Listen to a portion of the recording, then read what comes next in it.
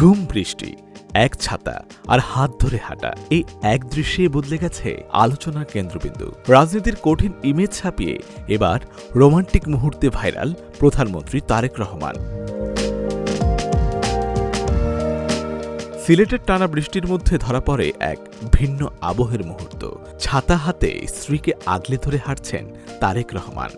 2 মে শনিবার সকালে সিলেট সফরে গিয়ে তারেক রহমান জিয়ারত করেন হজরত শাহজালালের মাজার, আর সেখানেই ক্যামেরায় ধরা পড়ে এই বৃষ্টি ভেজা মুহূর্ত।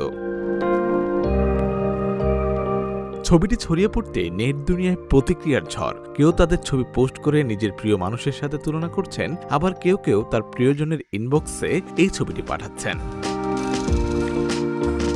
রাজনীতির বাইরে এই দৃশ্য যেন তুলে ধরেছে এক অন্য চিত্র। দীর্ঘ সময় ধরে পাশে থাকা জোবাইদা রহমান শুধু একজন স্ত্রী নন, বরং একজন নীরব সহযোদ্ধা। বিশ্লেষকদের মতে একজন নেতার ব্যক্তিগত জীবনের এর সমর্থন তার সিদ্ধান্ত ও পথ চলাকে আরও দৃঢ় করে।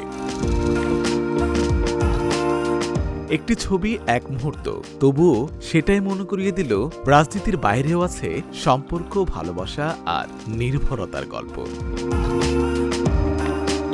সকল পুরুষের সফলতার পেছনে একজন নারীর অবদান থাকে, এই কথাটা আবারও যেন নতুন করে প্রমাণিত হলো তারেক রহমানের রাজনৈতিক পথ চলায়। তার সহধর্মিণী জোবাইদা রহমানের সমর্থন ও প্রেরণা চোখে পড়ার মতো। যেখানে যাচ্ছেন স্ত্রীকে পাশে রাখছেন, অনেক সময় ক্যামেরার আড়ালে থেকেও তার পরামর্শ, ইশারা আর নীরব সাহচর্য স্পষ্ট হয়ে ওঠে। দীর্ঘ 16 বছর ধরে অবিচল সমর্থন দিয়ে তিনি পাশে থেকেছেন। উচ্চশিক্ষিত ও সংযত ব্যক্তিত্বের জোবাইদা রহমান শুধু একজন স্ত্রী নন, একজন সহযোদ্ধাও। আবারও বোঝা গেল নারী অবহেলার পাত্রী নন, মা হন কিংবা স্ত্রী। একজন নারীর অনুপ্রেরণা ও প্রজ্ঞা একজন পুরুষের সফলতার পথকে সহজ করে দেয়।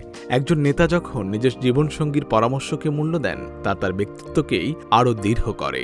একজন নারী চাইলে তার সঙ্গীর জীবনে অসাধারণ পরিবর্তন আনতে পারেন। এই বাস্তবতায় যেন নতুন করে সামনে এলো।